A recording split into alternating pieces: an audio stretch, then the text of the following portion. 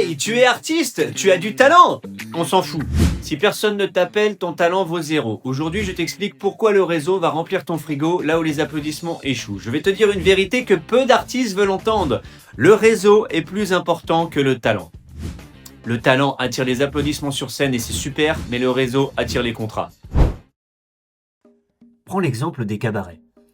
Un cabaret peut me proposer 80 dates dans l'année. 80 soirées assurées. Le statut, tout est au vert. Et tu sais quoi, je refuse. Pourquoi? Parce que si je signe ces 80 dates, le piège se referme. Je deviens dépendant. Pendant un an, je respire la même odeur de loge, je vois les mêmes rideaux, j'entends la même musique, c'est confortable, c'est ok. Mais je disparais de tous mes autres réseaux, je deviens totalement invisible ailleurs. Et le jour où le cabaret veut changer de tête, parce que oui, ça arrive toujours, même si ton numéro cartonne, les gens se lassent de voir les mêmes visages, qu'est-ce qui se passe? Je me retrouve avec rien. Le vide.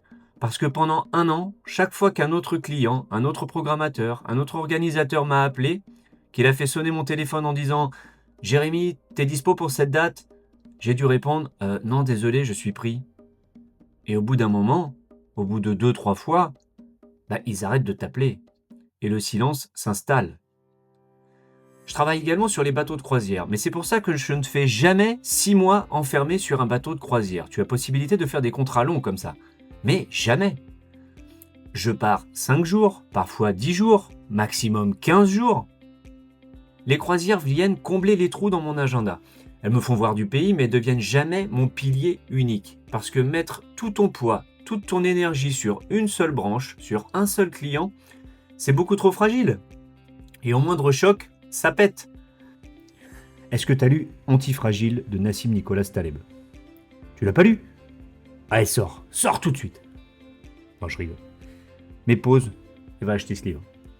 Nassim Taleb explique à un moment donné dans le livre l'histoire de 2 frères qui travaillent à New York. Le premier travaille dans une grande multinationale avec un bon salaire, une mutuelle, la retraite. Tout est au même endroit, un seul employeur, une seule source. Le deuxième est chauffeur de taxi. Un jour, il fait 2 courses, le lendemain, il en fait 10. De temps en temps, il a un mois qui est moyen, après, il a un autre mois qui est excellent. Jamais le même revenu exact, mais sur l'année, il gagne à peu près la même chose. Mais maintenant, imagine un choc. La multinationale se restructure, plan social, coupe budgétaire, le premier frère perd tout d'un coup. Salaire, mutuelle, retraite, stabilité. Un seul choc et tout s'effondre. Le chauffeur de taxi, lui, il perd un client, puis 2. Il en retrouve 3. Il a l'habitude. Il vit dans la variation. Il n'est pas stable, il est adaptable. Et en réalité, c'est lui le plus en sécurité. C'est exactement pareil pour un artiste. Si tu dépends d'un seul cabaret, d'un seul producteur, d'un seul contrat long, tu es confortable, mais tu es fragile. Si tu as 10 petits réseaux, 10 programmateurs, 10 contextes différents, tu vis des hauts et des bas, mais tu es anti-fragile. Et entre nous, tu préfères quoi? Une sécurité qui explose au premier choc ou une instabilité que tu maîtrises? On me dit souvent avec un petit air snob, dans le monde des artistes, quoi? Tu fais ton spectacle dans des campings, c'est pas très glorieux. Moi je leur réponds la gloire, j'en ai rien à cirer. Il y a des gens partout, dans les campings, dans les EHPAD, dans les écoles, à l'Olympia, dans la rue. L'odeur des frites ou les sièges en velours rouge, peu importe. Il y a des humains à faire rire, à émerveiller, des gens qui ont besoin de ressentir des choses, donc j'y vais. Mais revenons au camping. Dans ces vacanciers en short et en tongs, assis sur des chaises en plastique devant mon spectacle au camping, tu sais qui il y a dans le public? Il y a parfois le responsable du service culture d'une mairie, en vacances avec ses gosses. Parfois le président d'un gros CSE qui cherche déjà le spectacle pour son arbre de Noël en décembre. Le directeur d'une agence événementielle. Il y a la belle-sœur qui se marie l'été prochain et qui se dit « Waouh, je veux ce spectacle, je veux cette énergie-là pour mes invités pendant mon mariage. » Tu fais un spectacle, tu donnes tout, et 6 mois plus tard, ton téléphone sonne pour 3 nouveaux contrats. Top, juste un truc. Je vois que vous êtes de plus en plus nombreux ici, et c'est top. Je te partage gratuitement mes meilleures stratégies, alors si le contenu te parle, abonne-toi et pète le pouce bleu. Ça ne te coûte rien et c'est le seul moyen pour moi de savoir si ce contenu t'est utile et qu'il faut que je continue à en produire. Allez, on y retourne. Il faut détruire ce mythe de l'artiste maudit. Je veux qu'on me choisisse uniquement pour mon talent. Non, le monde ne marche pas comme ça. Les programmateurs, les clients, ils choisissent celui que les gens connaissent, celui que eux connaissent, celui qu'ils ont déjà vu travailler de leurs propres yeux, celui qu'on leur a recommandé chaudement, celui qui est fiable et qui ne leur donnera pas de sueur froide. Le talent sans réseau, c'est un feu d'artifice magnifique tiré au beau milieu du désert. C'est brillant, c'est beau, c'est sublime, c'est bruyant. Mais personne ne le voit. Et ça s'éteint dans le noir. Tu sais, on se connaît tous dans le monde du spectacle vivant. Ce sont toujours les mêmes noms qui tournent. Tu l'as remarqué?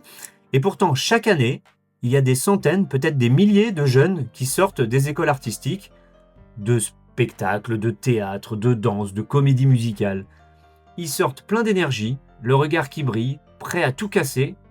Ils montent leur projet, ils y croient. Au début, ça vibre, et puis, ça vivote. Et où sont-ils 3 ans plus tard? Beaucoup ont tout simplement disparu de la circulation. Pas par manque de talent, par manque de réseau. Parce que dans leurs grandes écoles, on leur a bourré le crâne de théorie, on leur a mis la technique parfaite dans les doigts, dans la voix. Mais à quel moment on leur a appris à vendre cette technique? À quel moment on leur a montré comment trouver les gens qui ont le budget pour les payer? C'est une putain de lacune. Ces écoles t'apprennent à être un excellent produit artistique, mais elles oublient de t'apprendre à être un bon vendeur de toi-même. Résultat, on se retrouve avec des génies absolus qui finissent par biper des articles à la caisse d'un supermarché. Et j'ai un grand respect pour les gens qui travaillent dans les supermarchés. Bravo pour votre courage. Mais c'est pas le sujet. Je le répète, le réseau est plus important que le talent. Regarde la télé, écoute la radio, écoute qui c'est qui passe en boucle. Ce monde-là, ce n'est pas un concours de mérite, ça se serait. C'est pas un concours de notes sur 20. C'est un écosystème fait de connexions humaines. Et cette toile, tu dois la créer, tu dois la tisser de tes propres mains, tu dois y passer du temps. Surtout au début, pour lancer la machine. Tu dois t'obliger, oui, le mot est fort, tu dois t'obliger à bloquer du temps dans ton agenda juste pour ton réseau, pour le bâtir. Parce que si tu ne le fais pas, tu vas rester coincé dans ton coin. Tu vas dépendre d'un seul employeur qui tiendra ta vie entre ses mains, tu vas subir au lieu de choisir, tu vas finir aigri en te plaignant que le milieu est bouché. Mais à force, cette précarité, la peur de ne pas payer ton loyer, cette boule au ventre permanente, ça finit par tuer ton art. Ça écrase ta créativité. Parce qu'un frigo vide, ça n'inspire personne. La faim, ça ne fait pas écrire de bonnes vannes, ni de beaux spectacles. Écoute bien. Si tu veux juste faire de l'art pour tes proches, le dimanche, dans ton salon, sans aucune pression d'en vivre, c'est génial. C'est ok. Mais si tu veux en faire ton métier, alors ton réseau devient ton capital le plus précieux. Un artiste isolé est une cible fragile.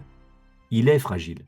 Un artiste connecté, soutenu par des dizaines, une vingtaine de partenaires différents, il devient antifragile.